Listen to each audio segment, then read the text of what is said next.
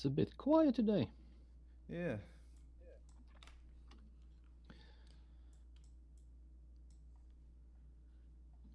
Let's change this.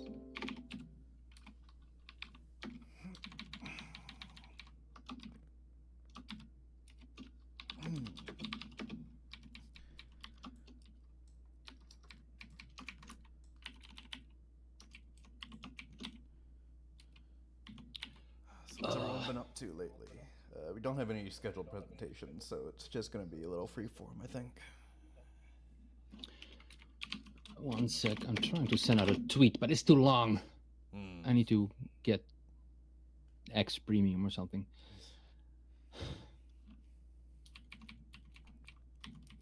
Oh well, just remove one sentence.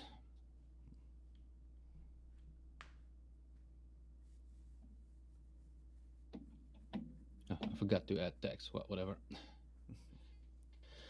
Well, I've been busy with not an XR game with Wonderland lately.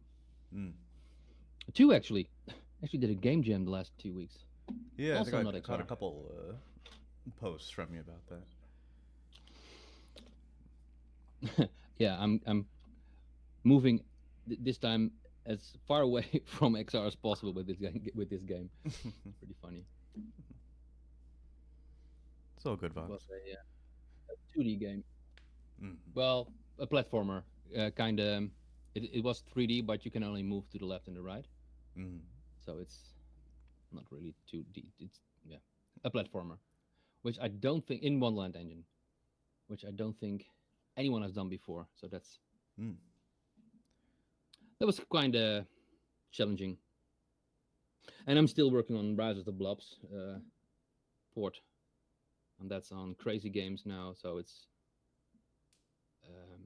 a real game, real playable online, but it's so much work to port that over from Unity to Wonderland Engine alone, mostly. I got some help from some colleagues, but mostly alone. Yeah, so that's and I've been working on our React library, and that's also pretty cool. Oh, nice. Not like React 3 JS Fiber thing where you can create a whole scene and stuff with React, but purely a UI framework for Wonderland Engine. So you can just design and use React to create your UI, and that's using a custom renderer, so it's inside the WebGL environment.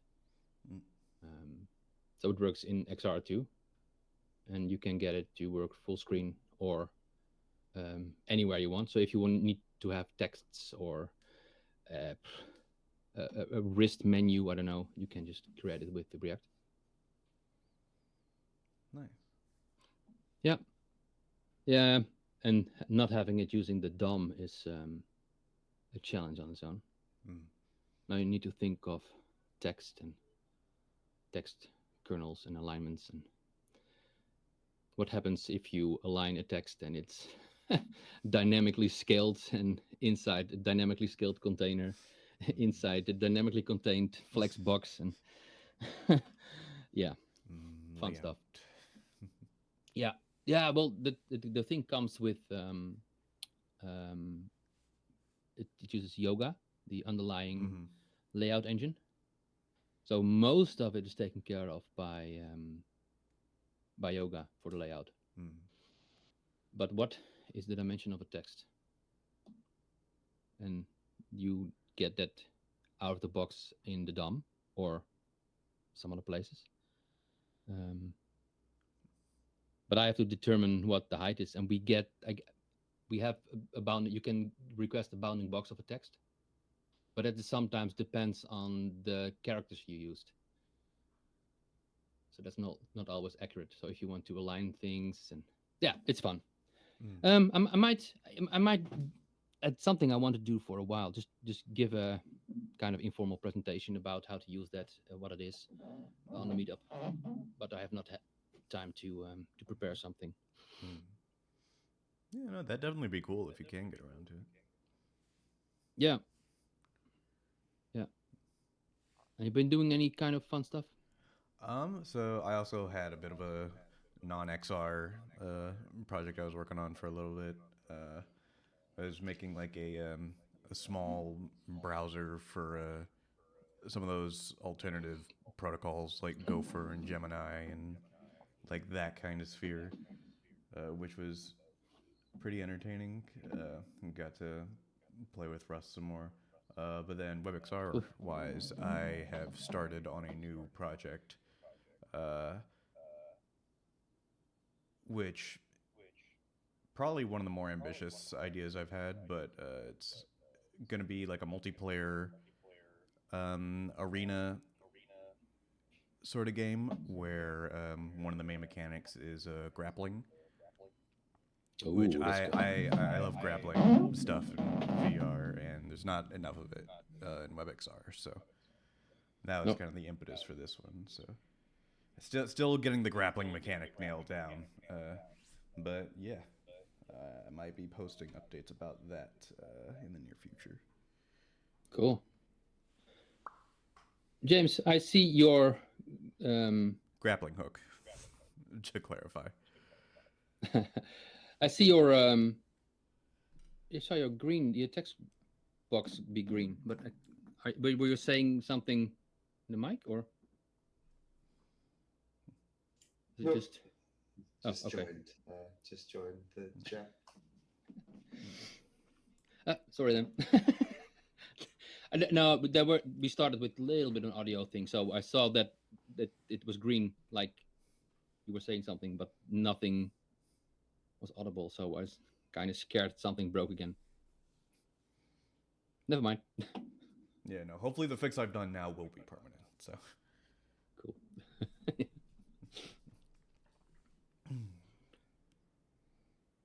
Are you working on something cool, James?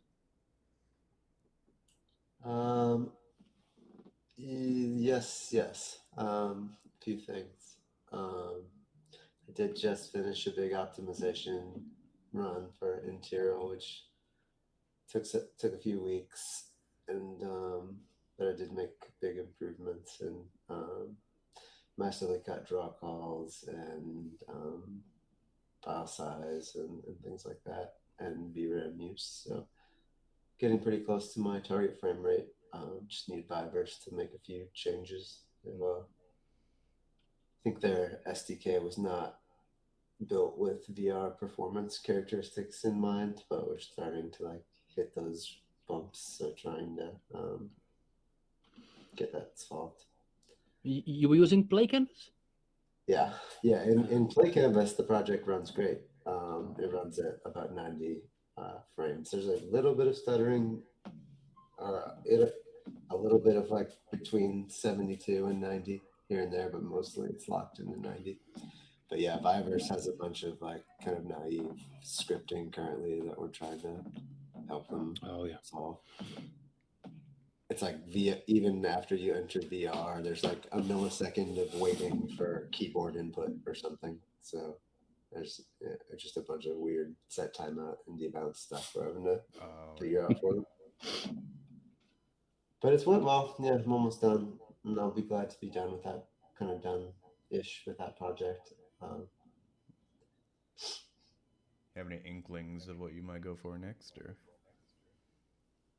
Yes. Well, tomorrow, I guess it's official now. Tomorrow I'll be announcing I actually am taking a job with Viverse.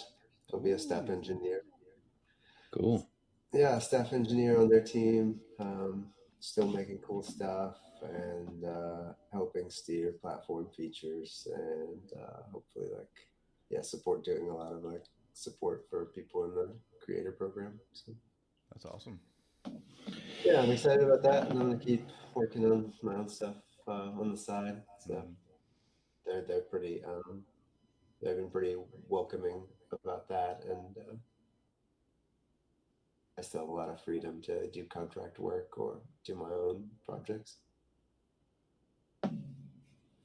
Cool. Well, congrats. Yeah. Yes. Somebody got a job in WebXR, guys. It's real. It is possible.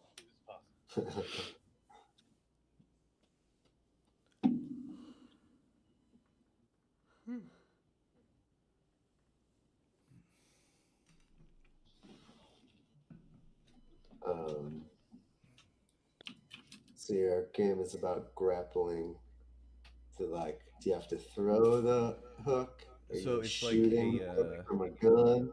so How's it work? I guess I'll give a more detailed premise, but it's like it's a grappling gun. So it's honestly like to make a comparison to existing games, it's closer to like a hook shot from Zelda than like a swinging grappling hook. At least the way I'm thinking about it, but the idea is that you're in like this big like vertical arena map and you have to use your grappling gun to kind of like race to the top, but your grappling gun also doubles as like a weapon that you can like fire off little bolts from to like you know take people down and like dislodge their grappling hooks. And then it's kind of like the basic conceit. I think I like it. Sounds fun to me. Yeah, like it's very core. So I'm hopeful that it will turn out. Definitely, that's awesome. I do get a lot of um, gore vibes with shooting people with a grappling hook. I feel like the meta guys have been saying for a while someone needs to do a more serious version of the Spider-Man Yeah, game, and that kind of sounds like you're in that territory, like sort high of. Yeah, flying. it because like that Spider-Man thing is like the only other example I can think of for like grappling in WebXR. It probably would feel it would feel like If you that, get but a bit an actual snappier. game loop, you're Hmm. getting an actual game loop and like points and a Yeah, competitive objective. So I like that. yeah. Smart.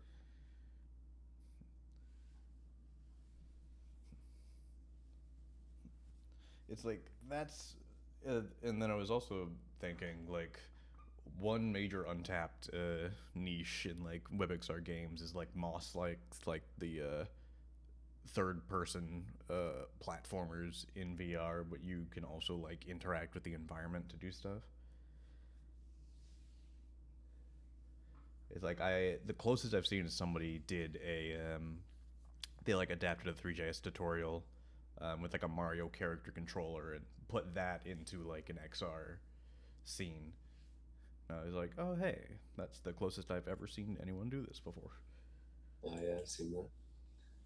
Moss is all about the character animation and story too, though. That would be hard to Mm, like that's true. live up to that side of it. But yeah, I could see it like more of a pure platformer.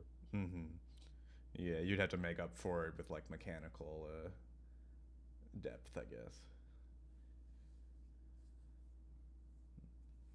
I didn't play that super popular PlayStation platformer. What was that called? The Game of the Year this year? Astrobot?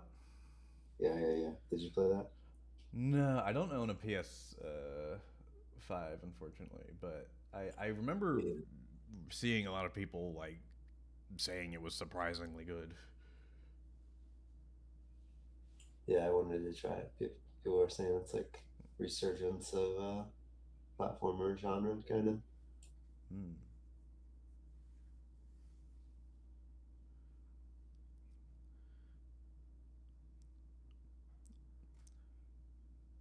And another area of games that WebXR hasn't really delved into is like roguelikes.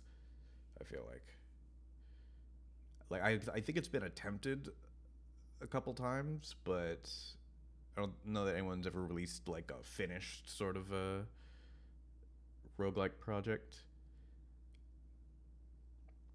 I only say this because I started playing Blueprints recently.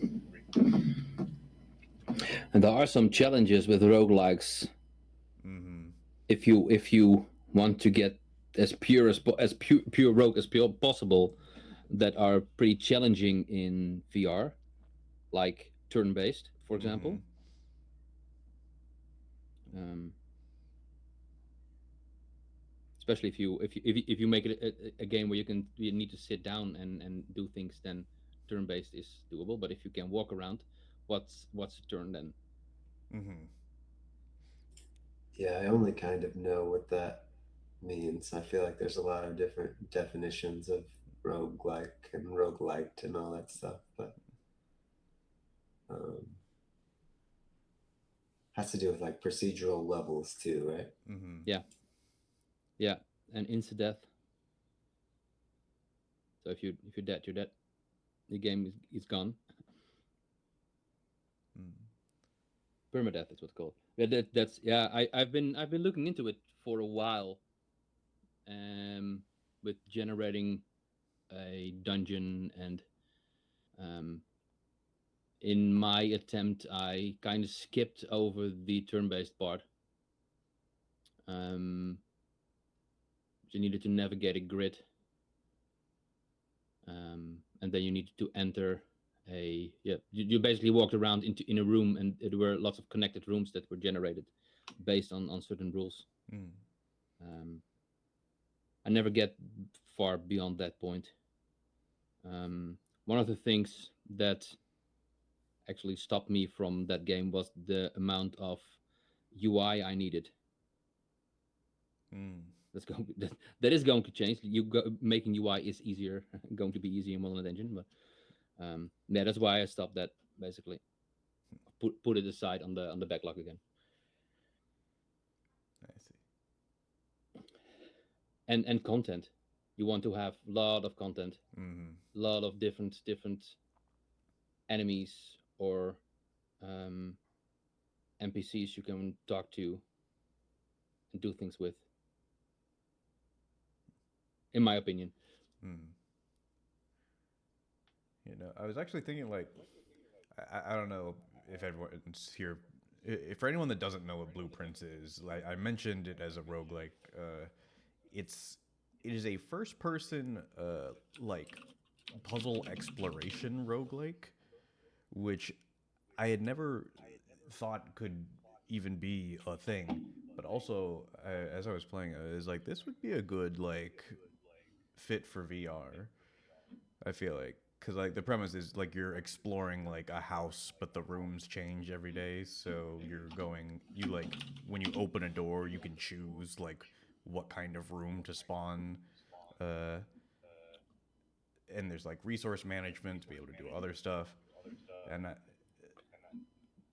don't know, just the fact that there's like no combat involved like makes it feel like you could do something like this in VR to like good effect too. Blueprints is not a VR game yet. No, no, it's a regular flat game.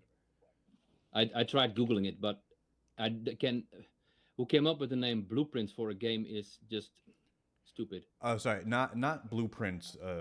Blue space prints like royal.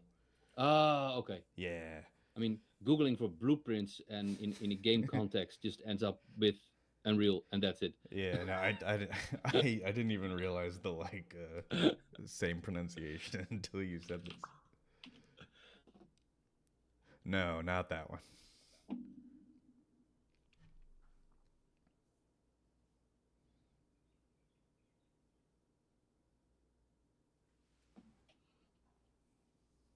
That one looks like someone just published a demo scene from Unreal.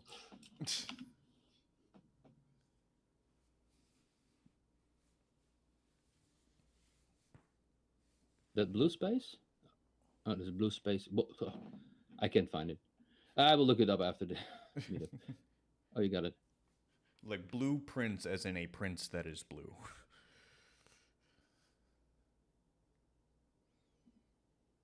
The son of the king is a prince.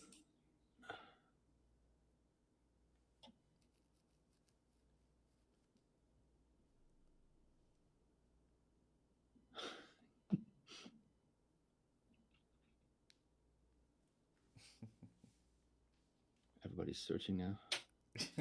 How have you found the challenge level of that game?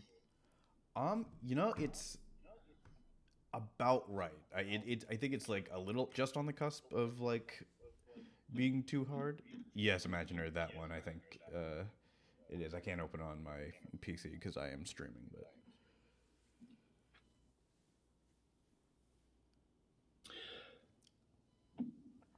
Oh, Prince, not without the T, yeah, without the T. like the one from Persia. Yeah, like Prince of Persia. I had said that, you would have gotten it immediately. Yeah.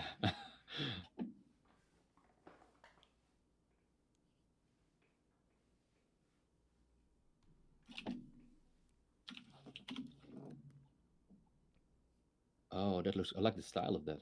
Mm-hmm.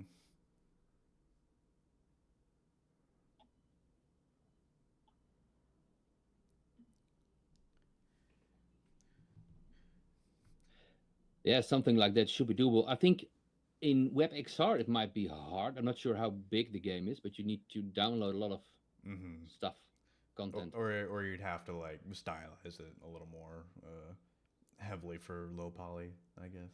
Yeah. But like like procedural generation of like spaces in VR is still a pretty cool thing that we haven't seen enough of. Yeah. Yeah, I think the procedural generation would work really well for even larger games Mm. because you don't need to have that much content downloaded and you can incrementally download things as you go on. Um, if you go in the first area, you can start downloading the next. Mm-hmm.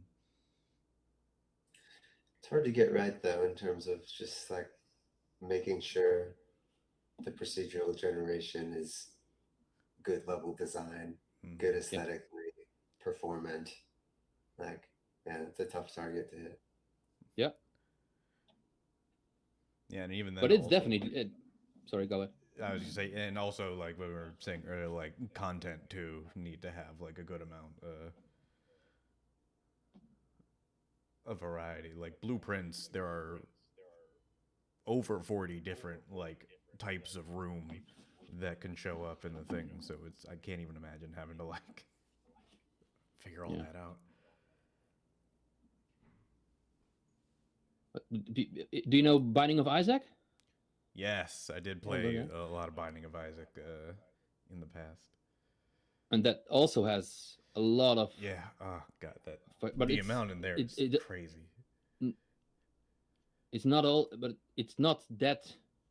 It doesn't look that complicated from a size perspective. I have no idea how big the game is actually, but Mm. oh yeah, that's 2D and somewhat 2D. The levels are pretty square, Mm. I think, if I remember correctly. I got to take off a little early today, guys. Good catching up Oh, with you. okay. Thanks for stopping Yeah, by. see you around. See it. Oh, okay. Bye bye. Peace. What are your um, thoughts on how to do things with content? It's something I start, and I think it's maybe for all, not even WebXR um, alone, but for all web games. How would you approach content? Mm. I've noticed that in web games, it's people want to go into the game and play right away. They don't want to wait Mm. at all. Maybe in VR you can get away with a wait of a bit, but on the web, it's seconds. You need to have something to show your player. Right. Does anyone have any thoughts on that? It's something I'm actually working and struggling on right now with not a WebXR game, but in WebXR it's even worse. Before you can show your nice looking VR game, you have to download a lot Mm-hmm. textures, or am I the I only guess one that ever had that issue? Could be. I think you have touched projects of larger scale than I think That I have stupid James generally. just left. He might have known. Oh yeah.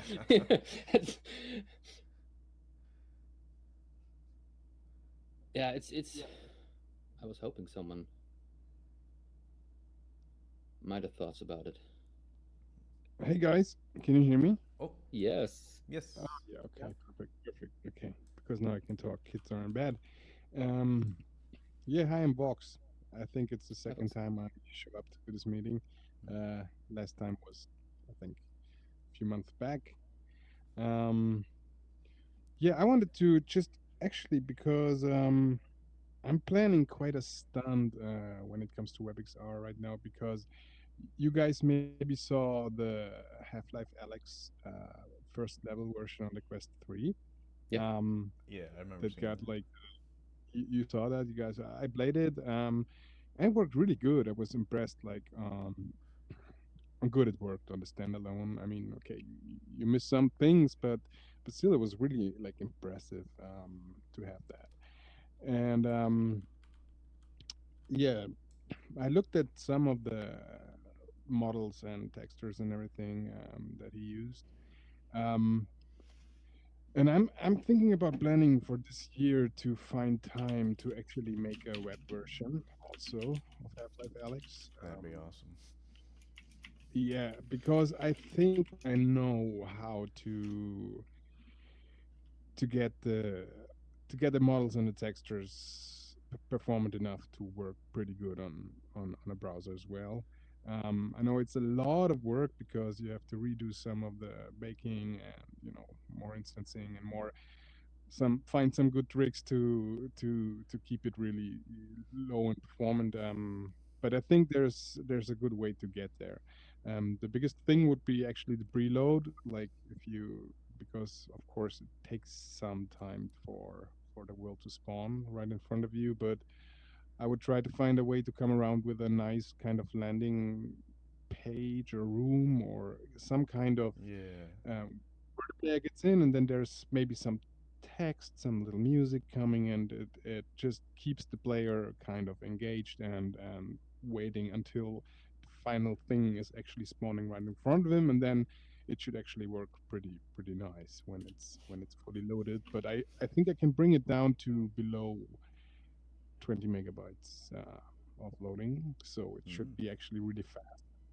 Um, yeah, but the only thing is it's just a ton of work, right, to get the models and everything in the right condition. Mm. But I think there's good ways to make it very immersive and really good looking. And so yeah, just just wanted to tell this is my plans, and I want to build it on Hyperfy because it gives a lot of tooling already to implement also some of the mechanics, I guess. So Mm. we'll try to work it out. Um, and the engine is it's pretty good for VR, in my opinion. Um, yeah.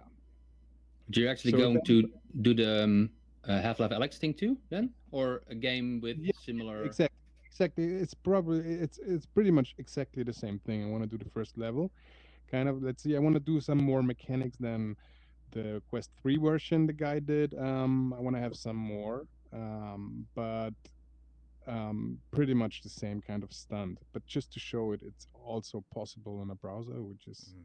quite spectacular, I guess, if we get Yeah, there. that would be a really good demo for WebXR stuff. It's like, yeah, here's a Half Life Alex in WebXR.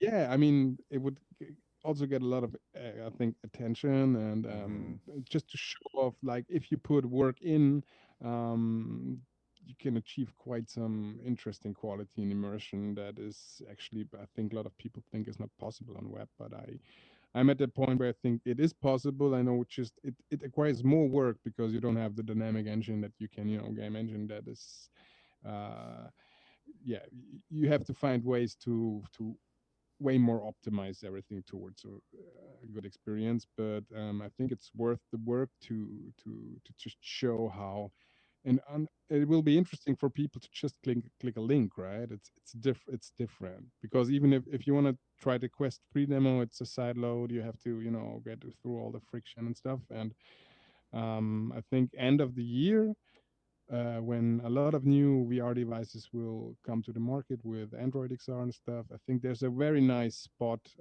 for WebXR to show off a very frictionless way for people to just experience stuff like this, right? Um, so it's very interesting. And I think also because, like, if I think about the next gen VR devices that have way more, you know, processor capacity and stuff to process stuff, I think even WebXR will just continue to be way more performant over time. the browser stuff. And if you just think about like web GPU and stuff that is coming, I think it's a nice place right now to start. I think with advanced things that are, um, yeah, just my thoughts right now, because I'm a big fan of WebXR stuff, because I still think it's the most like frictionless way for people to onboard to VR even, right?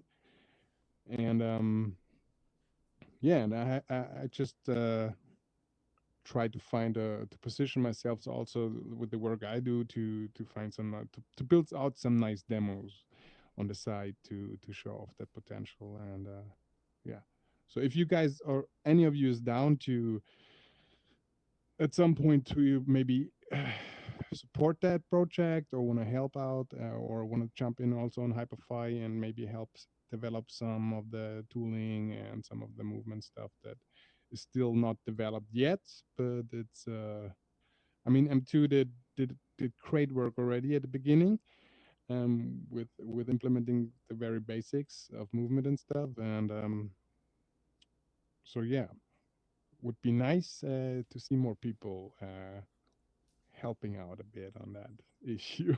Mm-hmm. And,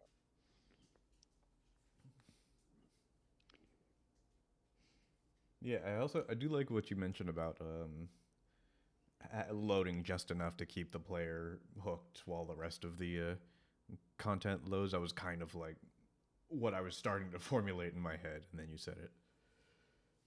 yeah, I think it should actually be something like you spawn into a closed environment where something is going on, right? It keeps you Mm-hmm. hooked. Like it can be a black box even with some text and sounds that like, and there's a progress bar or whatever in the background. Something that just gives you the feel, okay, I have to wait a little bit, but it's already immersive. And then you should actually just teleport, or I don't know, the black box disappears around you and you're standing on this balcony of Mm-hmm. Half-Life Alex, which is really impressive, I guess. You have the view and you have the sound and you have the, I think, yeah, it could be a very immersive stunt to actually realize. And I myself, I think, yeah, I found the ways to get the textures and models and everything towards a very performant state for the browser. I think it's totally doable. Yeah, so Just I want to do keep an that. eye out for the headlines. Yeah, yeah. I mean, yeah, Well, if you manage to do it, absolutely, please demo here how you did it, Yeah. because yeah. I'm pretty I want to sure we like, all want yeah. to know how you would do that.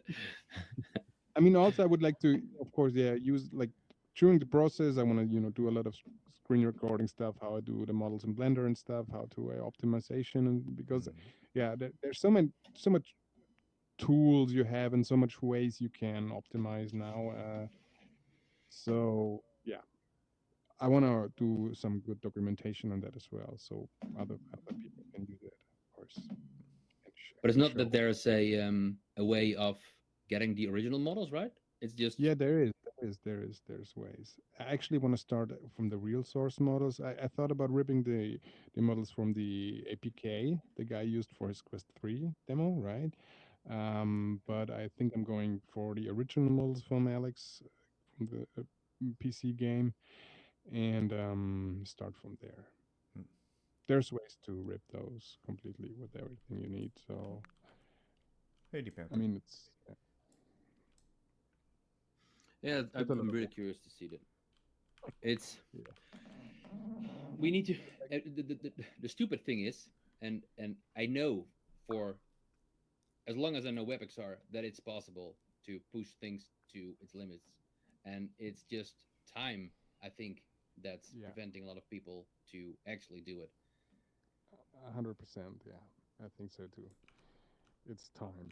Um, yeah, but I want to find it this year. It's like as a side project, and like time block myself to have like 2 days a week or something where I really work on that, very concentrated. And but yeah, it will only work because I'm not a big of a coder kind of guy, so I'm more do the complete 3D things and the visuals and the yeah, baking and lighting and everything. But yeah, I would need help definitely on the VR movement side and interactions and all the physics, because Hyperfly has a quite sophisticated physics engine now, and so like grabbing bottles and everything, it should work in theory totally. Mm. So, but I of course will need nice controller stuff, and yeah. But let's see. I will form a group like in like the Hyperfly Discord, and also add some people worked on stuff in the past and try to get them on board to help build that out on the side, so I can focus just on the 3D for some time, and then let's see. There's no rush, No. Very cool. but I'm very motivated to do it. It's like a challenge I want to like yeah face, because it totally fascinates me that there's like yeah I think I mean don't want to lean myself too much out of the window, but I believe I can make it look better than the Quest 3 version. I It have sounds not. super, but I do. I have not played the Quest 3 version. Um, Yeah, I it's interesting. Yeah, I have played the uh, original, so to yeah, speak, um, and that's amazing. That's just yeah, um, yeah. It's I think the best VR game ever existed.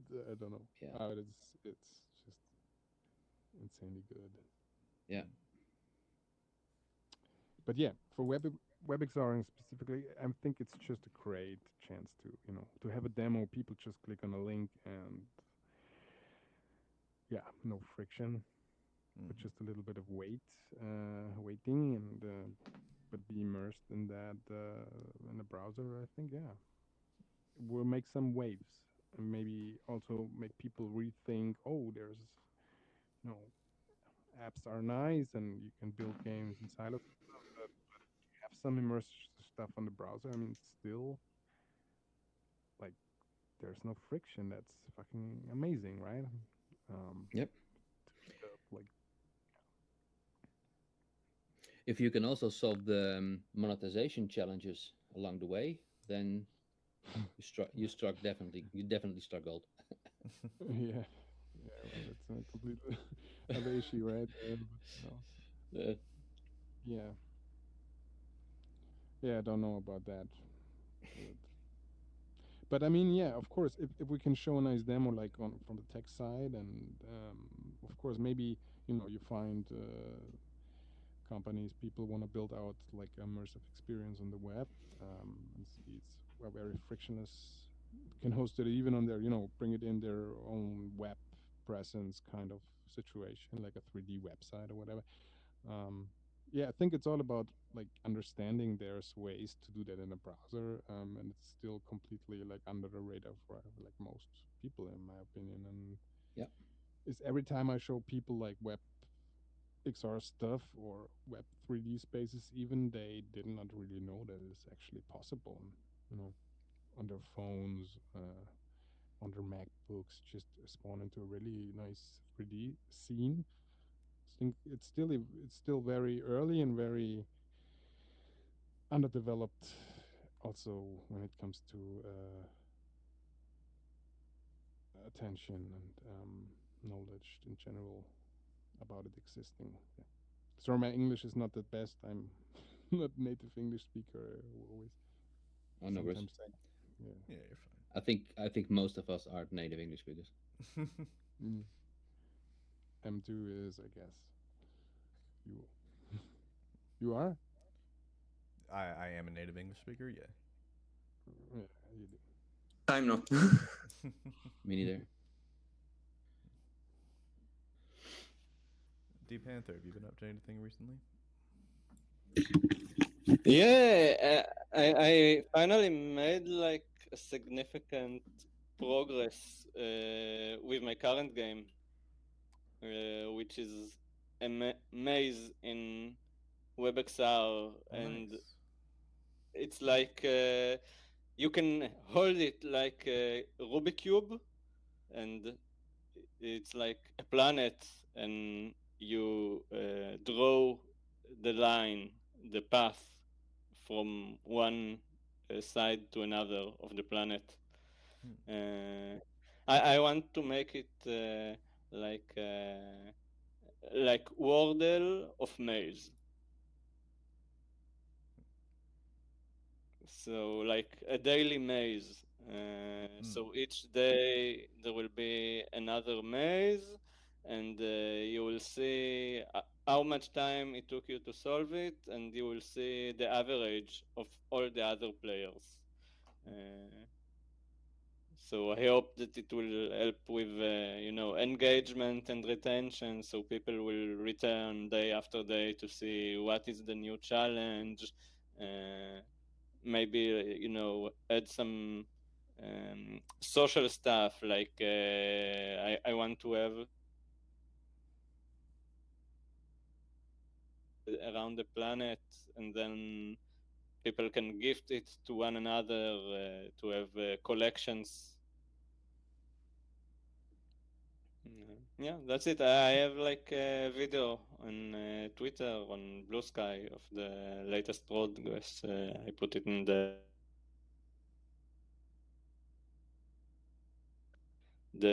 show channel in the Discord. Hmm. So yeah, I'm proud of it. I had to make like a rim shader. I don't usually I don't get to work much on shaders, and so it was nice because I had to like make sure that it works both on orthographic and perspective camera. Because usually the samples for a rim shader is for perspective, and it doesn't work on orthographic. So it was nice. Oh, neat. I'm looking Hmm. at it now. Okay.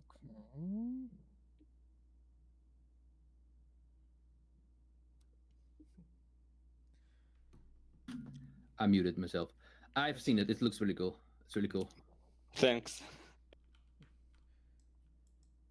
It would be interesting Uh, to have like an app that was like multiple. Like I don't know if anyone here does the like New York Times games stuff, but like an app of like small games that you can do daily would be pretty interesting. Um, yeah, once I'm done with this game, I want to have like a series of games Mm-hmm. similar, but different mechanic. Yeah.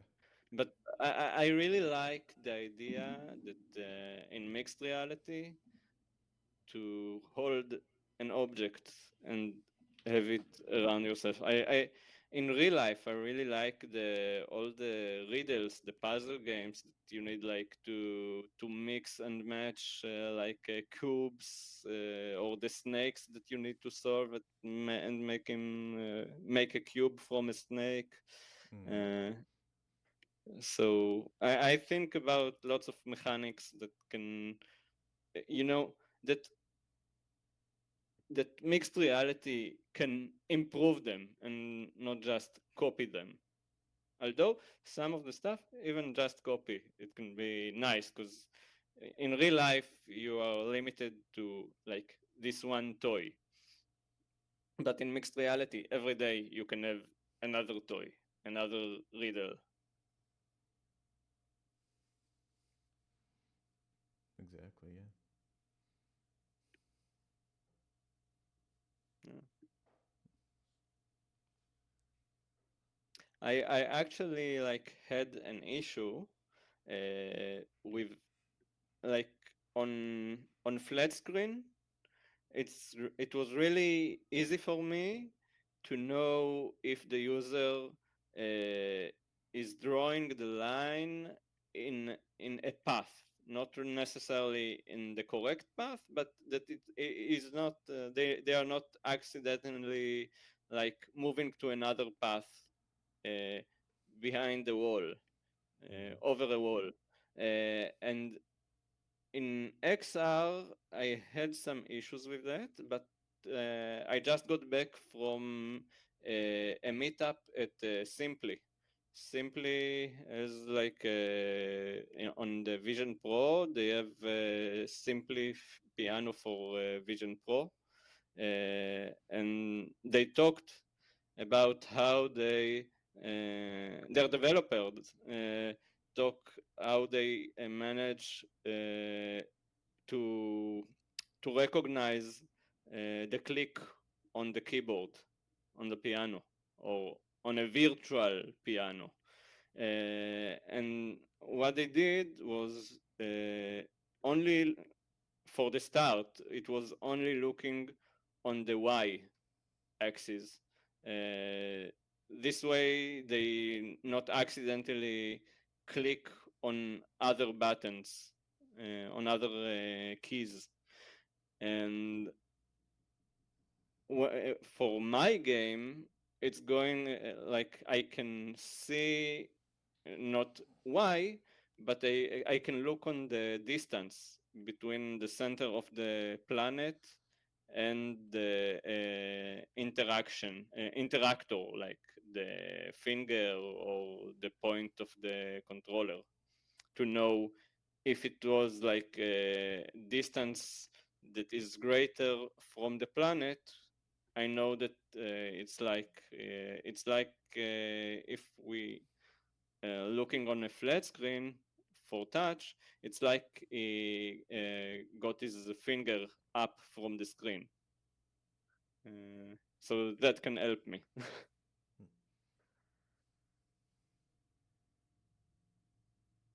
Yeah, that's it.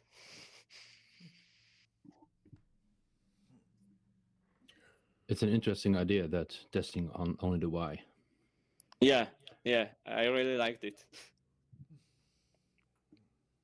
It saves. Then, yeah, uh, then later, but you know, it was good for them for very specific and limited interaction, like for the demo with a slow song. But then for the next stage, they are working like on ML model for they had lots of videos of people playing and looking on their finger, and they trying like from the orientation and position of their hands and finger when they actually clicking on a key.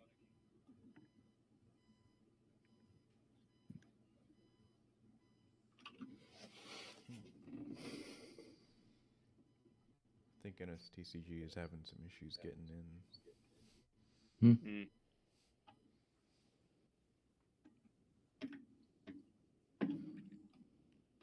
Yeah, I saw entering and leaving a couple of times. Yeah.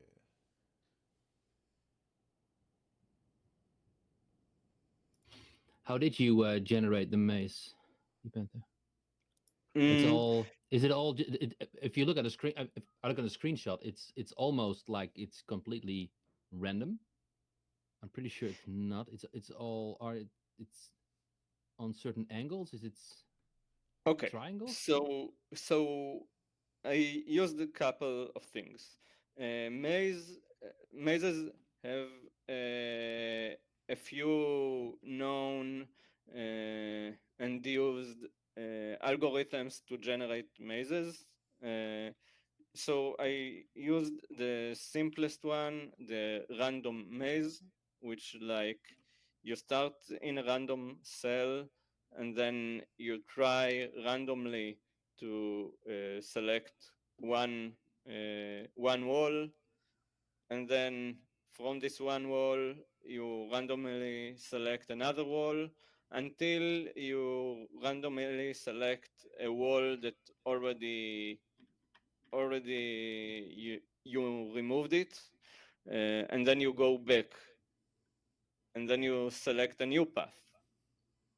Everything like randomly. So this is the random maze, but to generate Put it.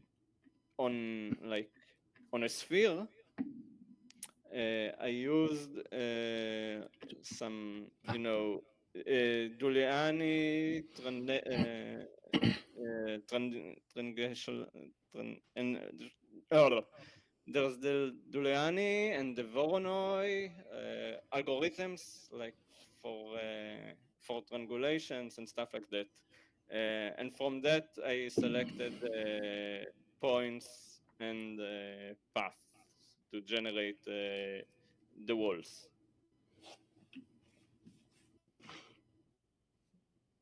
Yeah, interesting. I just for reference, I put an image of the game. I'm not sure if I just grabbed it from Twitter. Yeah, That's yeah, yeah. that's the maze. And that was why I was looking in. At first, when you think of a maze, it's like straight lines, like cubes with one, two, or four sides missing. Yeah. And this looks And it's the completely same here. different. It's the same here. You can look on the green cell. It's four walls. Yeah. Yeah. Maze is a graph. So you have a graph here. Um, Yeah, in one of my games, I used a maze generator to yeah. create a maze of connected cubes, basically, connected rooms. Every room was connected, and it had 1, 2, 4 exits, basically. And under the hood, it was just a regular maze, but every cell of that maze would have a different room type. So it would look like a completely random dungeon, but actually just a normal maze. And I can predict what points are on the maze, points of interest are on the maze, and it was the most basic maze generation. And this looks way more complex of a maze generation than I used. That's why I asked.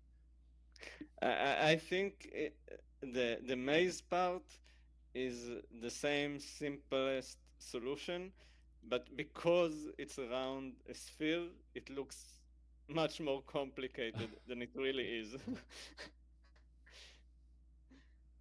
Yeah, cool. thanks. Stream's probably I gonna really wonder how like. long it was facing the wrong way while you had this image up. No, I just shared it not long before I mentioned it. Okay. I didn't want to interrupt the Panther, but Yeah, I really like the rim, the shader, the green part, the green silhouette. it's almost like it has a bit of an atmosphere. Yeah. Uh, the comments people have is that I should make the walls a bit lower, uh, and I wonder about that. Like, tell me what you think. Should I make them a bit lower? I mean, they don't look that big in that screenshot. No, I think they look fine. Okay. Yeah, I'm trying to imagine what they would look like if they were lower. And the only thing that I mean, for the center part of the sphere, it doesn't really matter what height they are because you're looking on from the top, and from the side you might be able to see more of the size of the maze. But is that helpful in solving a maze? I don't know. I think it's less about like solving the maze and more like about the looks. Just aesthetically. Yeah. Yeah, I mean, at least based on that screenshot, I wouldn't go higher, but I don't think it's too high. Mm-hmm. I want to make something that will be like finished, will look like polished enough for to put it to submit it to the Meta new tab page. Also, Meta, they now like have the add site to your library. Yeah, which is great. I waited for it so long. I know. me too. Yeah. Yeah, and now they do. I don't have a game to. Oh. You have enough games. Yeah, but I need to work on an old game. That's. Yeah, I used one of the games for years to test PWAs, and now they have that working. You can submit APK. no, PWAs. Yeah, you can Yeah. you can make a APK PWK combination, Yeah. and now And now you I don't. submitted? No, I've not. I was work. I needed to do too much work on that game to get it up to speed and up to date, and Mm. it's yeah. Yeah, I For my know hobby that. project, it's very hard to focus on something for a long time. Then the next shiny things comes along, and I want to work on that. Mm-hmm. Yeah, yeah. It happened to me with World's Demolisher. Um, like unless someone from the team was sent me like an email that hey, we love your game, submit it to the new tab page. I was like thinking like, okay, I'll just drop it and working on the new stuff, and then I came back to it. Yeah, Yeah. I think that the game I was working on, that puzzle game where you need to push boxes around. I personally think that's one of my best games. But that's not what players think, I guess, because that's not what I get. It's not played as much. Hmm. So I don't know. What is It's the most played game you made? the Space Invader shooter Yeah. Mm, that yeah, was on the I new can That tab crossed a survive. page for a million, while. right? But sorry, I was gonna say that like that one crossed a million, didn't it? yeah, yeah, it was played. Nice. It was on the new tab page it's removed from the new tab page, and I tried to resubmit Oh, it, and they didn't accept it anymore, and I don't know what's Hmm. wrong. Um, That's oh, lame. but yeah, that's played over a million times. And it's nothing more than a simple game for a game jam, and I polished it a bit. Um, and the thing is, I've been thinking about making it better and adding more stuff, but then I want to change so much to make it better yeah. again that I need to kind of rebuild the entire game. I've been thinking of doing a version 2 of that game, and from a gamer standpoint, I think it's very easy to understand what you need to do. Everybody Mm-hmm. knows Space Invaders. You just go in, you have a gun, you shoot. That's it. Um, and it works really well because you go in and you're immediately seeing invaders. You shoot them, and it's fun for a couple of minutes. And that's why I think it has a million views and or plays. And if I want to make more of it, I need to make it better and do things differently and add more models. Um, yeah, I don't know. Maybe I should if I want to make something on the game or something. I don't know. I want to make other stuff. Yeah, yeah, I know this feeling. I know this feeling.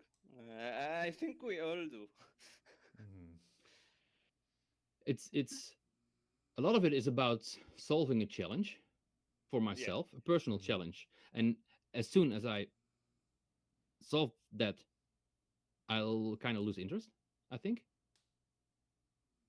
And if it's for work, I just need to continue working on it and make better and make improvements. And someone tells me I need to do that, and you get feedback from people, and you need to do that better, and you need to change that, and you need to, um, well, there's that needs to be in there, and there's that needs to be in there. So that keeps you going. And if I work on my own games, it's basically the challenge of some mechanic, and if that's working, I come up with a new mechanic I want to build. I lose interest.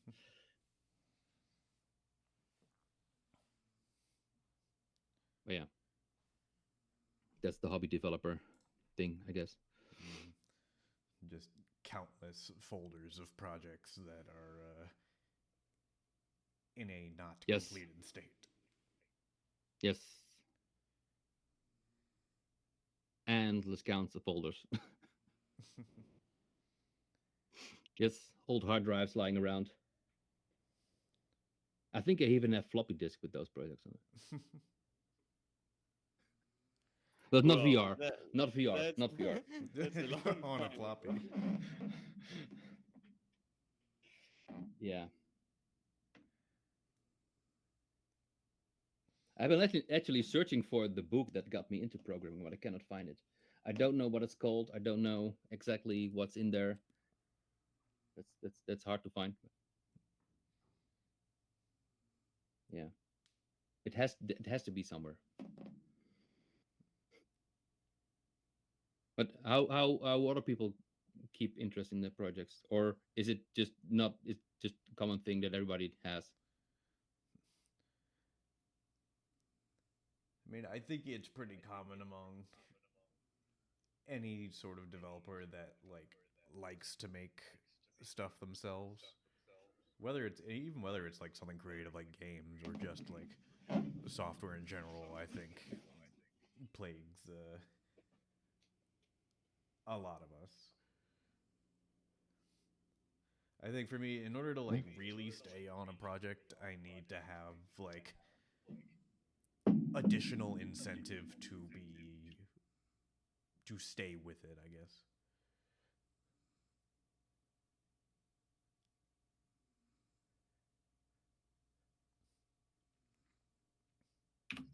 Yeah, maybe it's community feedback or something that might help. I've never had that going on really on a game. Yeah. I think I like was outside expectations can do a lot to help fuel somebody's work, assuming that it's like a Yeah, manageable amount. like the motivation, like when people enjoying your game and give you feedback about it and share it, and you see that I actually making something that people enjoy of. Uh, yeah, that's fun. Mm. But yeah, it's always like the the games that you not expect to succeed. Those are the ones that does. Like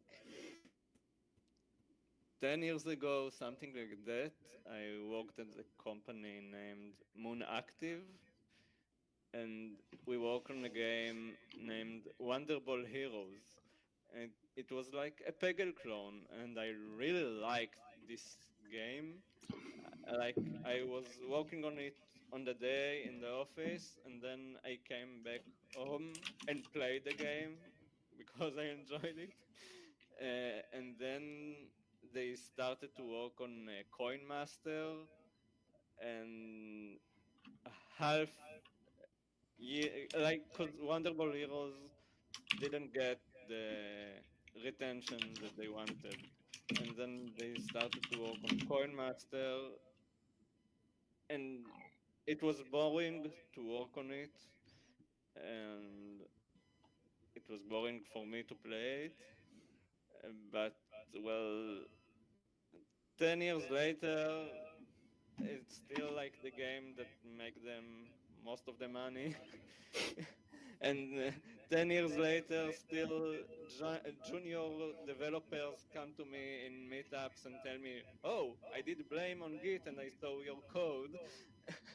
So I don't know, people like things that I don't I don't like, and I can't understand it.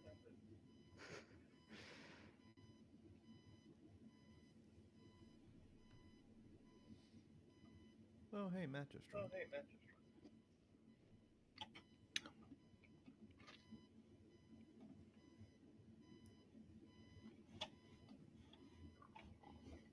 Yo.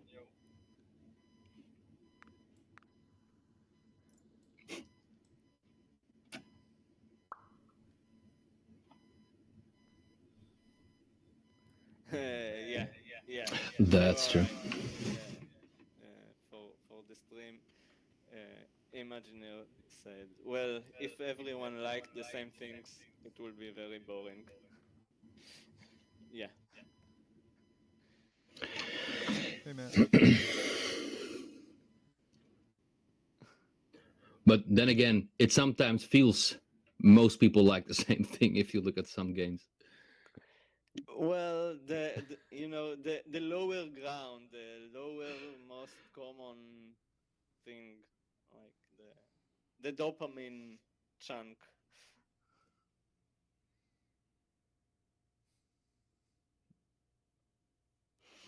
Mm. The poke people in Facebook or throw a ship on them.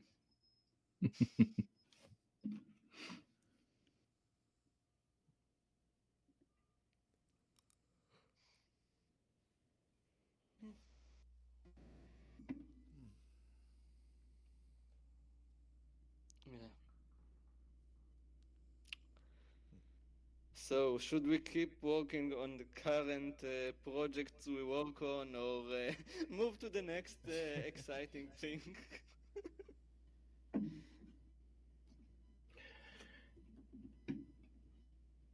Yeah, I don't know. I want to get back on the latest project I was working on. I did a game jam game for the last 2 weeks. Um, I'm not sure if I'm going to go and do two other more game jams right after this. Um, I was working on um, like a factory game, like Satisfactory meets Oh, yeah, I Minecraft, remember you basically. posting about that. And the main challenge there was building a voxel world in like Minecraft in one land engine. I got that working, so now I need to build it into a real game. I need to think about how to do the architectural type stuff of a factory game. Like, how do you get stuff from A to B? Most games use a belt. I don't really like that. I always thought then you have some really futuristic game, and then you're going to use something very current time, like a conveyor belt, and then you have things that go from A to B on a conveyor belt to upload them to the cloud, like then Satisfactory. That's okay. Now all of a sudden you can energize things uploaded to the cloud, but you just transport it over a conveyor belt. Why? So yeah, and conveyor belts are a bit harder to program than just having like it did transferred through a pipe. You cannot see what's going on, but it has some challenges. And I've been reading a lot of the code of Minecraft to see how they solved certain things in Minecraft. Also, a lot of Minecraft mods are open source. Um, so I've been reading a lot about in the pipes mod or other more complex mods, how they did things. And also, some people have decompiled older versions of Minecraft, which is really Are nice to there see how that works. are there like articles that explain what the Nope. code does, or only like, oh, now read all those ten or thousands lines of code and try to understand something from the code? Yes, there is some documentation made in. Um, so if you want to build a mod for Minecraft, you often use a mod loader, like Forge, for example. And there is some documentation on the Forge site on how to do things. There is some documentation on how data structures are made, because you need that for mods. But how the code works internally is just decompiled code. So there are some variable names in there that make sense, and there are parts of the code that completely don't make any sense anymore because it got screwed or something, and it just shows numbers in variable names, and you have to guess what's going on. But overall, it's not documented, but you can read the code. I can read the code at least. It's all Java. I've not done that much in Java, but yeah, it's not that hard to understand what's going on. Except for some weird things you can do in Java that don't happen in other languages. Um, yeah, they do things with enums, for example. Do you have a function inside an enum? I've never seen something like that before. It's weird. Function inside Meetup. Yeah, of or methods, but same thing. I think. Yeah, I think they do something like that. It's there are some weird things in Java, but yeah. You know what surprises me is that no one has ever done like a Minecraft clone in WebXR past like the initial world generation.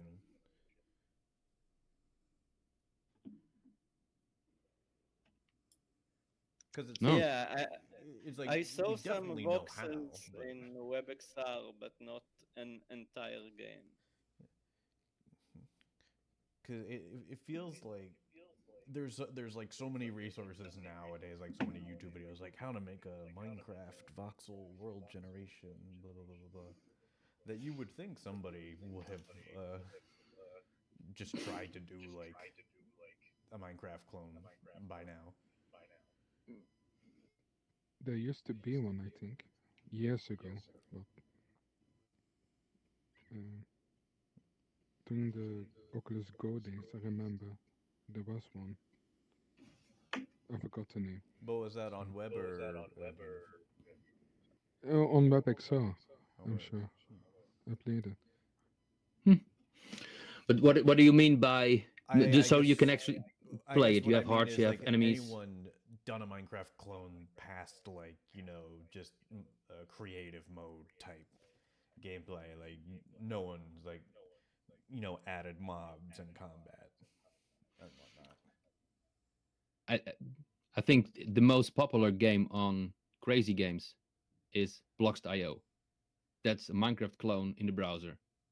That doesn't even have combat. I think Hmm. you can mine, you can build, you can craft. That's the I basics mean, of yeah, I remember Minecraft. But playing Minecraft Classic too, when there were still like Java applets on the Minecraft site.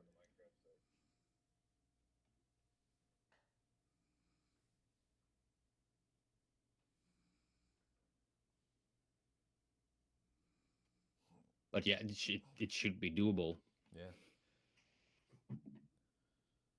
I mean, like Minecraft's not any less popular now than it was however many years ago. So Do you think people would play it? maybe, because like, is there a Minecraft VR for Quest? I know there's one you can do for PC VR, Vivecraft.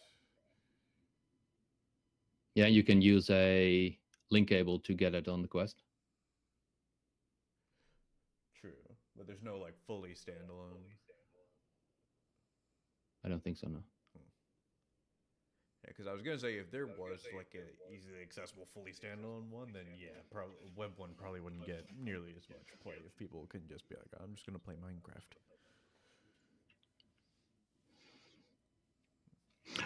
If I would build it, I would build it for. I would build a desktop version that is playable in the browser that also has VR. I would build it VR first, but if it's playable in the browser too, you get a much bigger audience. And if you make it multiplayer, you get like hubs, but then in Minecraft or Minecraft hubs, so to speak. You just have both worlds Or would you share it then with other people? in the Like, browser. Just yeah, but the thing with WebXR games is it's quite hard to make it popular, I think. Like, I only play games from WebXR from the main page, the startup page, Oculus browser thing. But besides that, it's quite hard to find. I think I'm just thinking out loud for new players to find games. Do you know what I mean? Yeah. Like, Mm-hmm. how exactly would I like? Um, if I would make a game and I would promote them, or just a WebXR app, not necessarily a game, how would I like? Yeah, Well, I would promote it definitely put it on AVR. That's on one thing. Avio? HAVR, H A Oh yeah, Y yeah, V yeah, R. yeah, Yeah. yeah, yeah, yeah, yeah. I know Um, that. and um, probably on itch.io too. Um, Right. but then you still have to make it shareable. Um, and that's why for that Minecraft clone, um, I would make you want to have as many people being able to play it.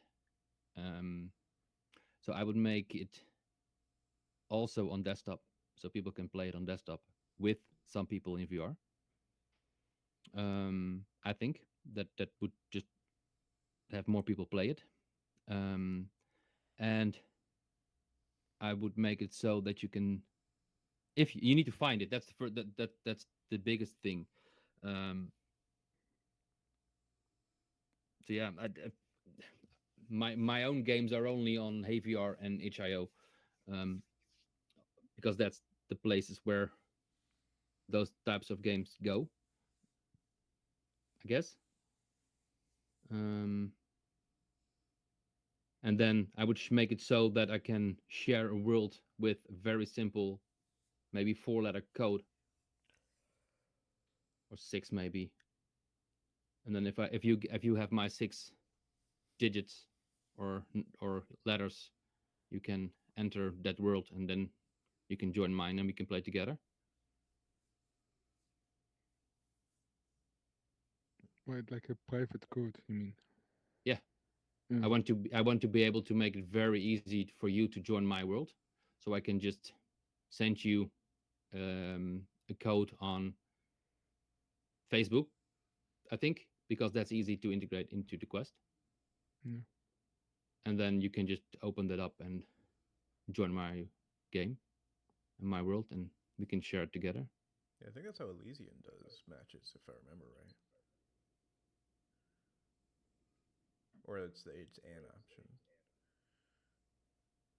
I don't know. A lot of games use that. That's similar. Even just native Quest games. Mm-hmm.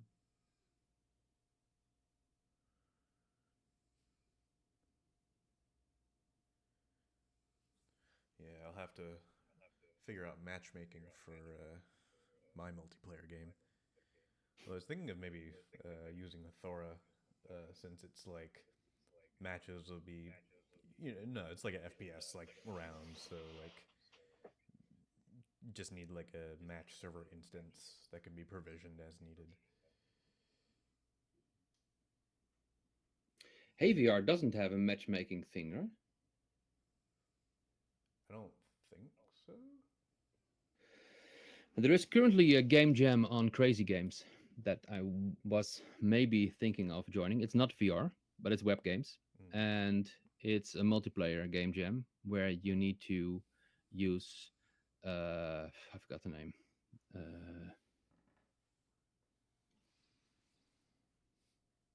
That thing that's used for Unity all the time. Photon?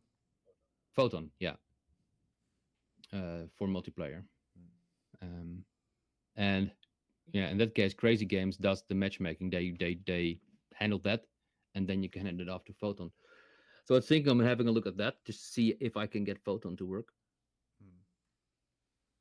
or some library they have. Yeah, I gotta figure But out what I'm gonna do matchmaking, for mine. it's also, I think, new territory for WebXR, the matchmaking thing. Mm.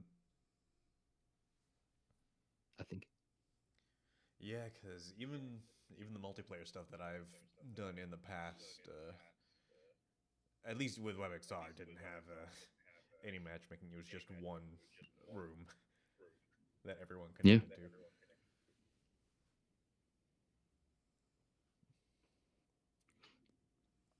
Yeah, we've made a multiplayer paintball game, but I think that's also one room. Well, technically there's more rooms, but there's no matchmaking.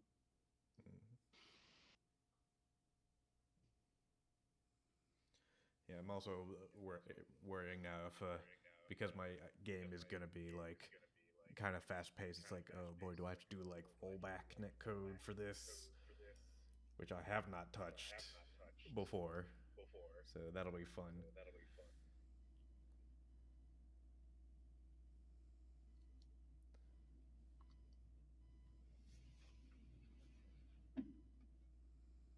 You got to figure out like lag compensation, and then I gotta figure out a good way to do like hit validation on the server side for this. 'Cause it's gonna be like so fast paced too. Hmm. Challenges, challenges.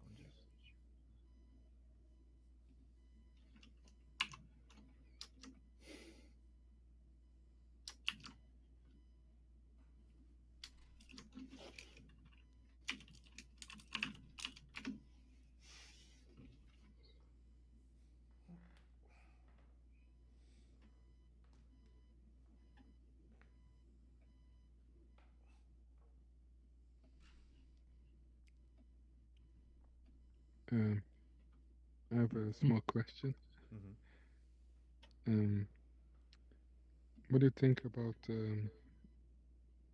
big companies like Google and Apple coming in with the devices? Because I think it will uh, make WebXR bigger, like have a chance to be more popular than it is now. When you have like more people coming from the other side, from Google instead of Meta.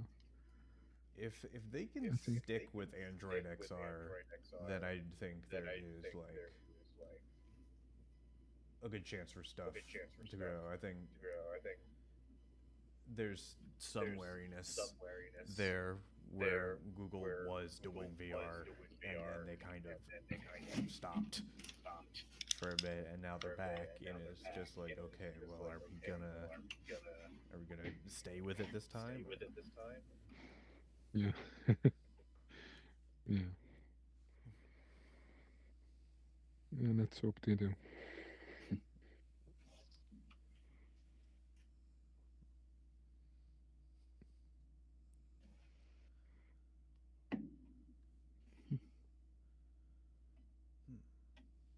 Oh, hey there, Matt.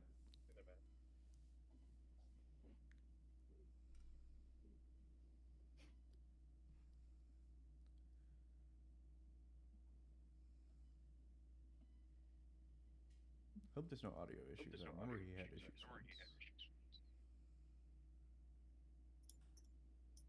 Yo, Hello.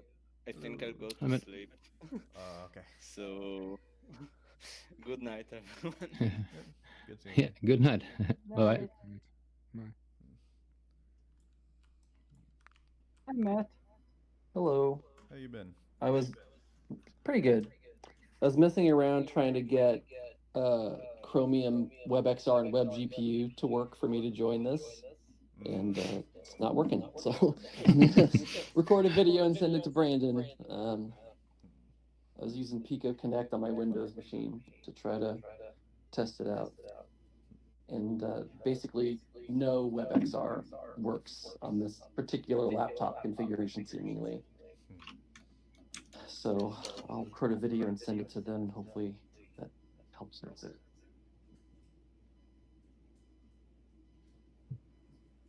Okay. Too bad, but good that you're trying to solve it.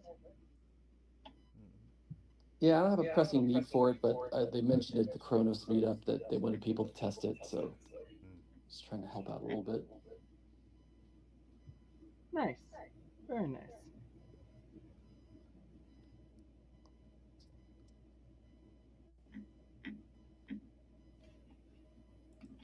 Any interesting conversations earlier in the meetup? We've been bouncing between topics. Uh, Talked a bit about stuff we were working on. I have started hacking together the basis for like a multiplayer sort of arena shooter game that utilizes grappling hooks. Oh, cool. Yeah. So the idea is that you're in like a big vertical map, and you need to kind of make it to the top, but everyone else is trying to get there first and stop you. Oh, like not King of the Hill. It's there's like an Unreal Tournament mode that this reminds me of, but I can't remember what the name of it was. I wouldn't be surprised.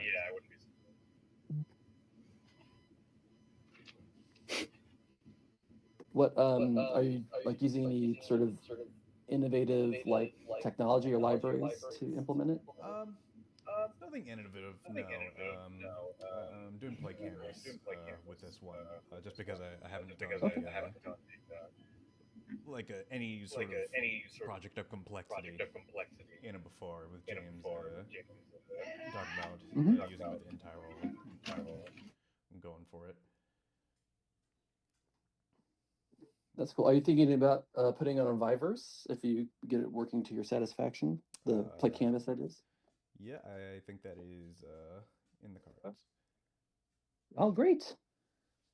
Yeah, I'm excited to seem to be. I think we're all understandably skeptical of stuff involving HTC, but it seems like genuinely they're executing on exactly what they said, and there's not a lot of barriers or confusing things like there have been with HTC in the past when dealing with the device side of the house. Viverse Discord too, and it's just like every few days, like new WebXR thing, new WebXR thing, new WebXR thing. I haven't even like been able to check out a lot of these. Yeah, it's pretty awesome. And like this is what it needed is just like people to start.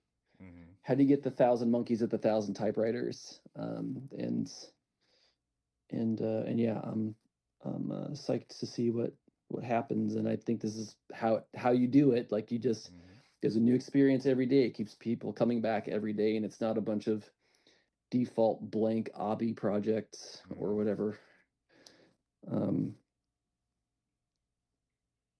It's they're like they seem to be reaching out to a good spread of creators with different ideas, and they're not saying build one of these. They're going, what do you want to build, and trying to give them the space to do that. So it's it seems like however long it lasts, it's awesome. I'm Michael's been grateful doing a really for good job picking like people to make stuff. It seems.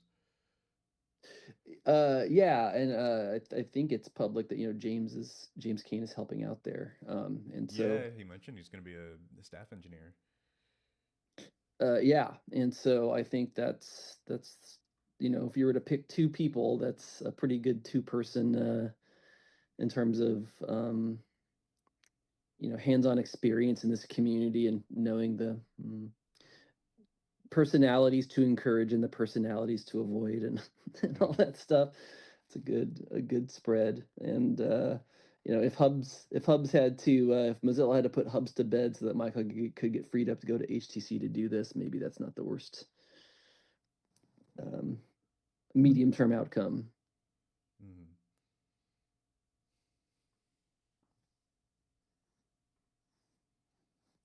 But yeah,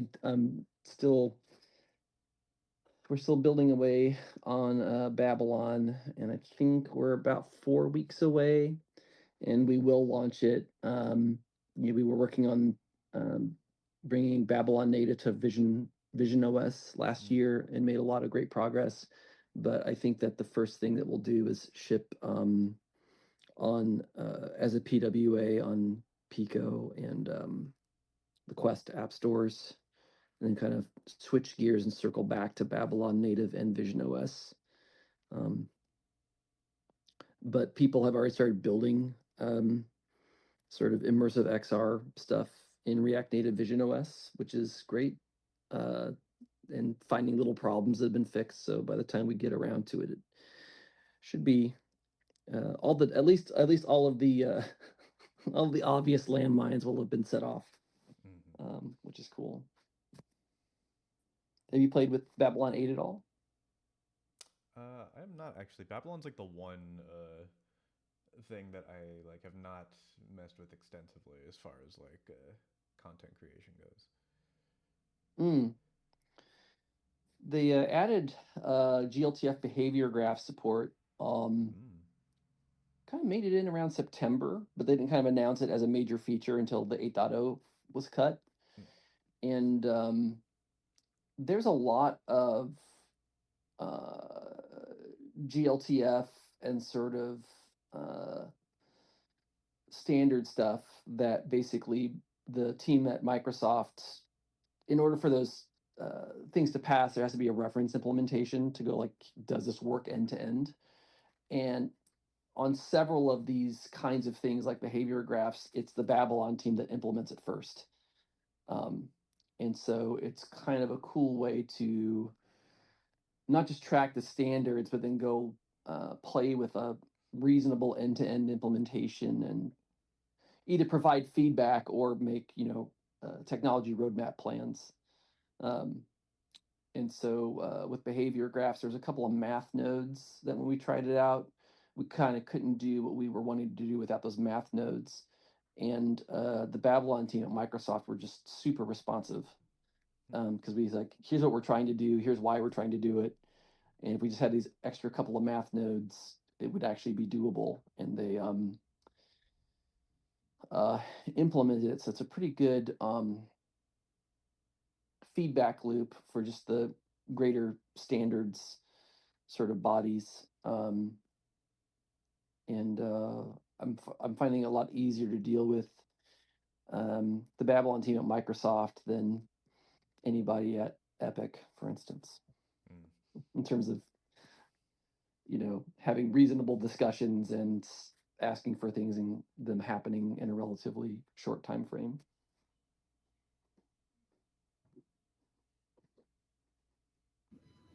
What's been the biggest thing you've learned about Play Canvas in your project so far? I don't know if there's like a biggest aspect of it.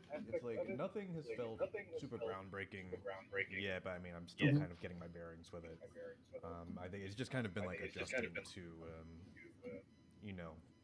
how stuff is laid out.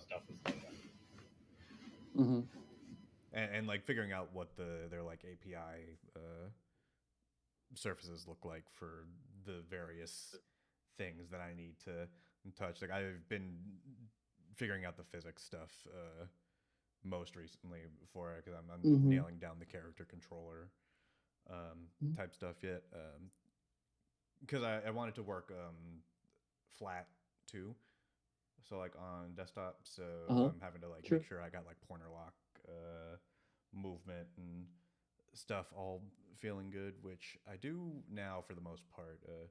The one annoying thing about it though, and I wish like there'd be some more movement on it, is I don't know if you've ever had the issue where if you're using pointer lock on a web page, the OS level hardware acceleration will like sometimes cause it to just snap like in one direction and make it like impossible to like smoothly like go from like side to side or however. Oh, maybe if I've experienced this, but I didn't actually know what the fuck was happening. Yeah. So it's like there is an option in the symptom is Chrome familiar to fix that, called like unadjusted movement, which like disables that hardware acceleration, but it's not available in Firefox, and I can't find any. Their standards position issue just doesn't have anything in it. I'm just like, man,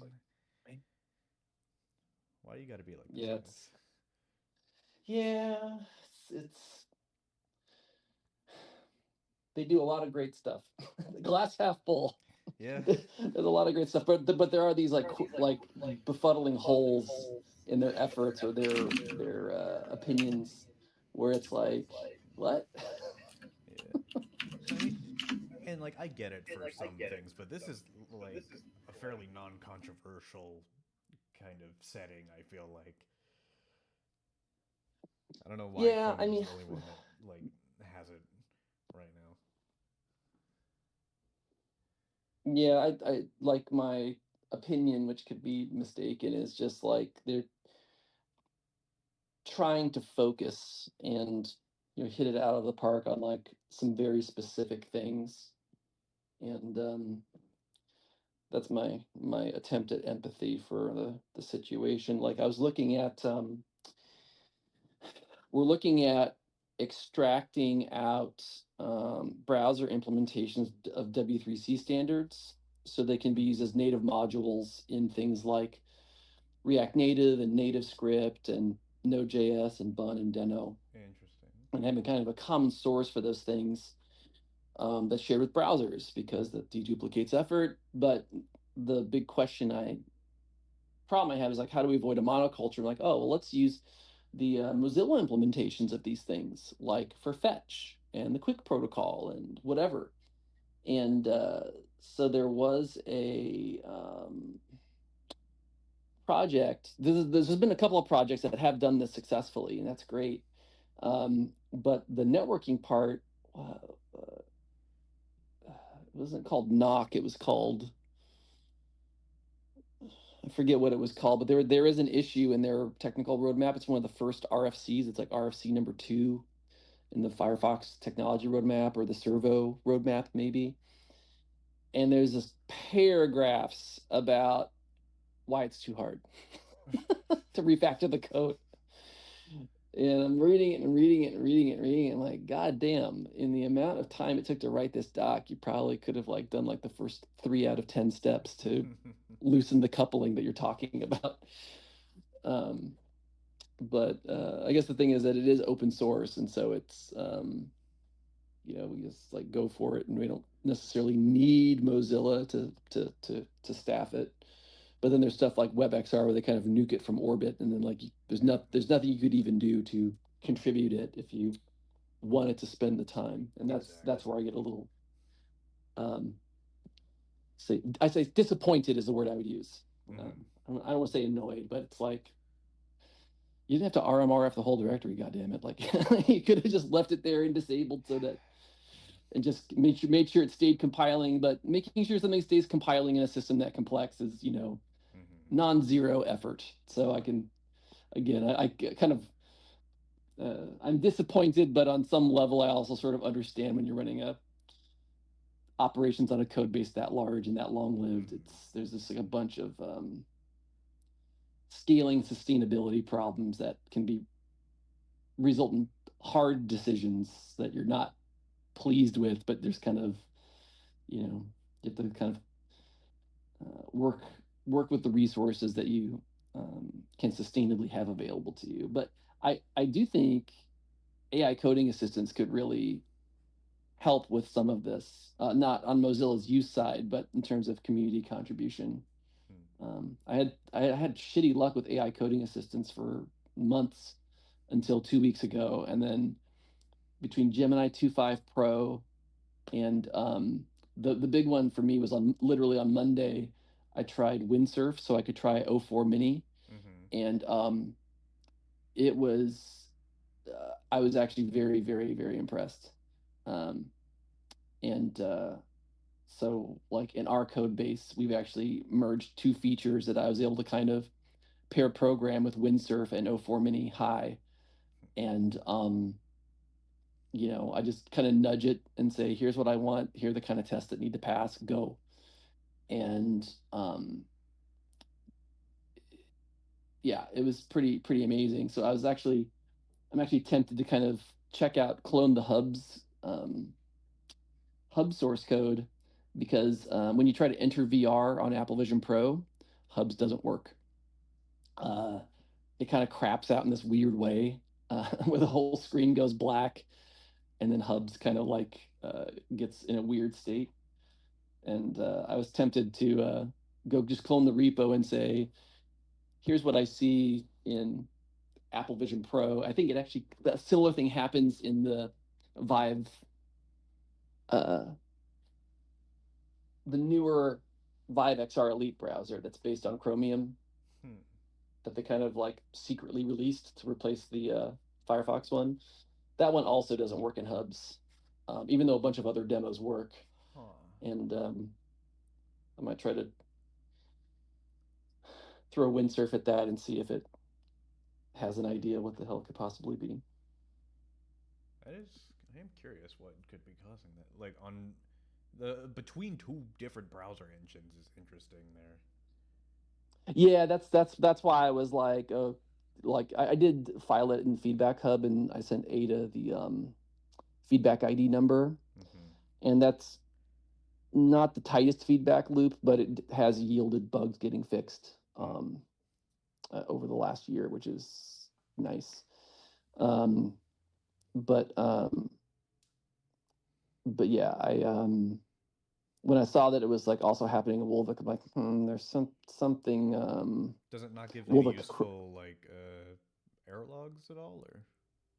I have not tried to like remote connect DevTools to the browser running on the headset or anything. And that's just like as a parent and a self-funded founder, the thing that got me so excited. So I do try to get these feedback loops. Like I was trying this WebXR and WebGPU thing because I think that's a big fucking deal. Yeah. And it's something I can kind of do in an hour on a weekend. And but yeah, as a parent and self-funded founder, the anything I can do that's asynchronous. If I can kick something off that's asynchronous, like windsurf and O4 Mini High, and just go, here's the bug, go figure it out. Like go look at the GitHub issues, go look at all the PRs, historic PRs in this area, and or with other frameworks, and see if there's some commonality. I can just put that prompt in after cloning the repo and walk the fuck away. And then like after I have my marketing meetings and my whatever else meetings, I can come back, look at the response, and give it like another nudge and walk away. And yeah, like I said, this last week was finally like there's this inflection point that there's been all this hype around this shit, and I'm like, this stuff doesn't actually work for me anyways. But yeah, I had a good experience, so it's inspired me to go, what else can I run in parallel asynchronously while I'm actually doing all my responsible business and parenting stuff. Yeah, I get that. Do you have kids? I Windsurf. forget. Sorry. I do not. Right. Okay. Windsurf is just completely on its own. It's like AI integrated in the IDE. I have not used it. Yeah, I had heard of it on some podcasts, but I hadn't used it either. And it's like Cursor, where they do have a sort of a fork of VS Code that they customize, but they also have just straight up add-ons for VS Code itself. I downloaded the IDE. There's nothing special about it that I can really detect. It's probably the VS Code add-in would also work, but I haven't tried that scenario. And for the last 2 weeks, I think it ended today, they've had free O3 and O4 mini usage in it. And so I actually have no idea what it costs. But I was so impressed that if it's $200 a month, it's worth it to me just because of the crazy productivity boost that I've gotten, where I'm not actually able to be hands-on coding very much, like at all, in my role as a founder. And so this is like allowing me to kind of contribute code that is guided by me and in the style I would write it in, and with all of the rigor and tests and stuff that I like to do. And that's worth $200 a month to me. Similarly, the ChatGPT Pro plan with O3 and deep research has just been so fruitful in a bunch of, I'd say, success enablement metrics for my self-funded company in a bunch of different ways. And so that's also worth it. So yeah, I need to look at what the pricing for windsurf is going to be. But I did try Cursor about every 2 weeks for about 3 months, and it is getting better, but it's still like not great on our Babylon JS, WebXR app that's heavy with RxJS observables and whatever. Like it's just not good at finding bugs. I'll have it like suggest like, oh, here, 5 unit tests that we wrote. Are there any more we should write? And it'll say, write this, here's 2 more tests you could write. And it's like tests we already wrote. And I'm like, those are already there. And it says, oh, you're correct. I'm so sorry. And then it doesn't do anything. So I think Cursor is going to get uninstalled and my subscription will get canceled. But Windsurf has been more productive. I would say, yeah, I would give it a shot. I don't know what the models or free models are going to be to try for free after I think today. I actually use what Windsurf's free offering it. I started using Codium, which I think, sure, yeah. So that's kind of been my AI helper thing.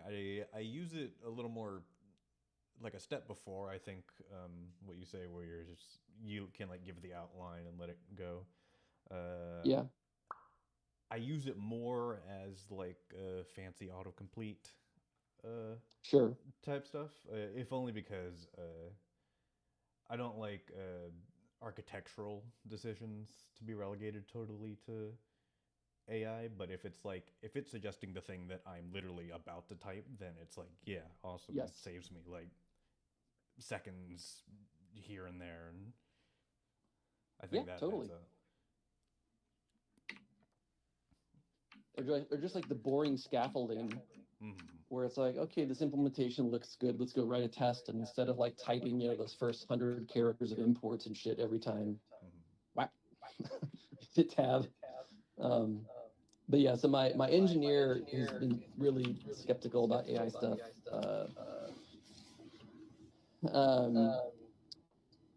Is finally started to soften on it because of this sort of autocomplete, where it kind of sees where you're going.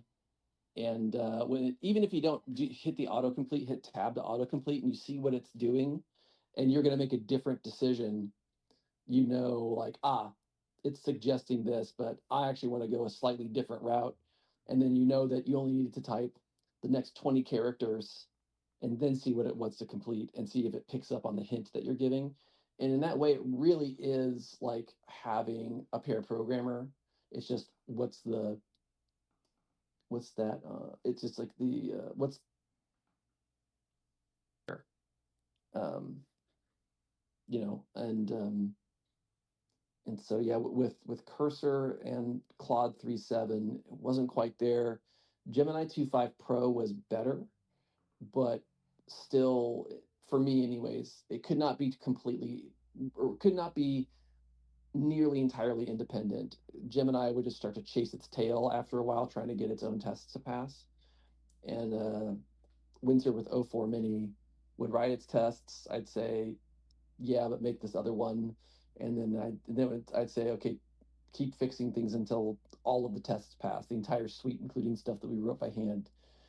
And then we just go and do it, and like get it done. And then looking at the diff, it's like, yeah, that's that all seems like super legit. But I think also I'm not asking it to make something from scratch. There is a context and there is an existing code base, and so it knows what libraries are used, knows the coding style, knows what bugs happened, knows how they were fixed and what tests were added, and that gives it enough sort of enough of a bounding box to do a relatively focused and good job while still thinking, quote unquote, thinking about it differently than we would and suggesting, um, there's definitely like some angles that it suggested that we wouldn't have thought of that we're like, oh yeah, that's a good one. And there's a few where it's like off base, where it's like, actually, that's not how we would test this. We would test capturing this exception this other way. But it's only a little nudge, and then it's able to like go off for 5 or 10 minutes before it needs another nudge. And that's I don't know, like it's very exciting as a self-funded founder with a very small team. But I was not on the hype train, not on the hype train for this since until literally this week, after trying stuff basically for like the last 9 months, because I loved the promise of it, but I just wasn't seeing it in any of the products that were available. But yeah, have you been trying Play Canvas's multiplayer stuff at all? I have not touched any of Play Canvas's multiplayer. So do they have multiplayer offerings? I think so, because that's what Viveverse is using. Like, it's using whatever's built into Play Canvas. Is what I'll need to double check. I mean, for my thing, I probably will have to do like my own kind of networking. I think I'm thinking of doing like Hathora for like match server instances. Mm-hmm. So I probably will need to like connect all of those, and then it'll need to eventually talk to like a master game server too. So. Oh wow! Okay. So you're gonna have some AWS bills if this thing takes off then. Well, hopefully not too bad. Fingers crossed. Yeah. I do have a VPS that I'm like not really using right now, so I'm thinking about running the game server off that, at least to start with. Okay. Yeah, I wonder, have you talked to Felix about how he does his multiplayer and manages those costs? You know, I have not. I don't actually know how he has that set up. Yeah, everything you said sounds like totally like, yeah, that'll totally work. But the only thing that really so far is just like it's a multiplayer thing, and definitely those are like Mogwai that can turn into gremlins in terms of operating costs. Yeah. If you're not careful. So yeah, I wonder. He's got quite a few monthly actives, right? And simultaneous use. Or not. I don't mean like fucking Steam numbers, but I mean like right, like but like a decent amount for a WebXR game, I think. Yeah. Yes, I'm curious if he has any wisdom where he got like a AWS bill that was larger than he wanted and he made an adjustment. That might be a thing to preload into your plans. Maybe, yeah. So it's part of the planning where it's like, what if everything goes right and there's 1 million users tomorrow? Well, I have a bunch of credit on Hathora for the matchmaking stuff, so that should still last me a bit, because I was a very early user. Like, they had just launched their like initial offering like a couple years back, so I think I have like, oh no, I used to have like $500 in credit, but then they made their free tier free, or their lowest tier free. In terms of usage. So that's great. Yeah, so probably won't be too bad. Like, if it like takes off, then, you know, hopefully at that point I would have at least a little bit of funding for it too. But we'll see. Yeah, you can kind of lay the track just in time, depending on when your payouts happen. And yeah, but are you doing ads, or like what's the revenue model? I don't know if I'll have anything in app yet, and it's also the scale. I haven't really like fully worked out, but we'll see. Right now, I'm just trying to get the mechanical stuff figured out. Just like making the actual like grappling part of it good, and then as soon as I have the like movement stuff good, then networking will be more of an in-depth thing, and then future considerations and all that. Gotcha. All right, but I actually need to hop off, you guys. But it was nice seeing everyone. Yeah, for sure. Yeah, let's see the usual crowd still getting together. Yeah. Yep. Maybe we can ask Felix to demo the multiplayer next time, or talk about it a bit. Yeah, I'd love to hear more about it. It's something that would. Alrighty. Yep. Right. See you guys around. Just bye-bye. Bye. Matt, See you. do you have Bye. one second, Matt? Oh yeah, sure. Yeah, you were talking about the Babylon guys.